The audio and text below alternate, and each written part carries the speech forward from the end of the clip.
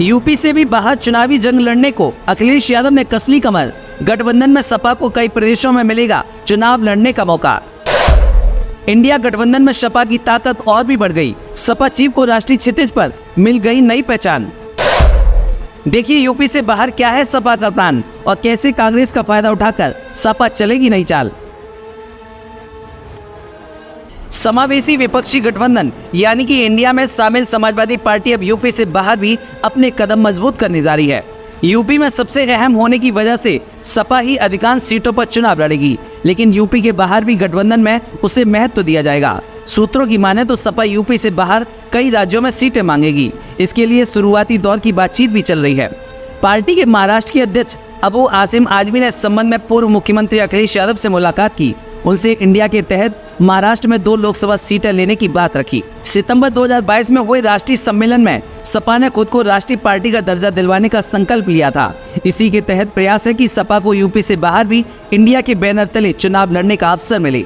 ऐसा नहीं है कि अन्य राज्यों में सपा ने चुनावों में अपनी उपस्थिति दर्ज न कराई हो। मध्य प्रदेश के 2003 के विधानसभा चुनाव में सपा ने 7 सीटें जीतकर एहसास कराया था कि उसे राष्ट्रीय फलक पर भी कमजोर न समझा जाए।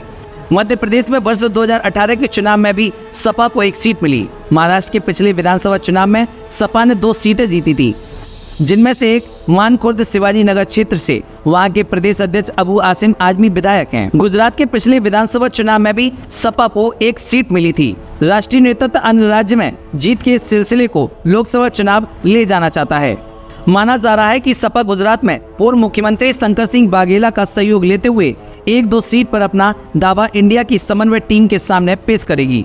शंकर सिंह वाघेला और अखिलेश यादव की हाल ही में 2 मुलाकातें भी हो चुकी हैं। इसी तरह मध्य प्रदेश में भी उन क्षेत्रों से दावा पेश करेगी जहां विधानसभा चुनाव में उसने अतीत में अच्छा प्रदर्शन किया है। सपा नेता अबू आजमी ने कहा कि मुंबई के साउथ सेंट्रल में हम गठबंधन के तहत अच्छा प्रदर्शन कर चुके हैं, इसलिए हमने राष्ट्रीय अध्यक्ष अखिलेश यादव से मांग की कि वे अगस्त में मुंबई में होने वाली इंडिया की बैठक में इस मुद्दे को प्रमुखता से उठाएं। अगर विपक्षी गठबंधन ने हमें 2 सीटें दी तो हम वहाँ बेहतर परिणाम देंगे।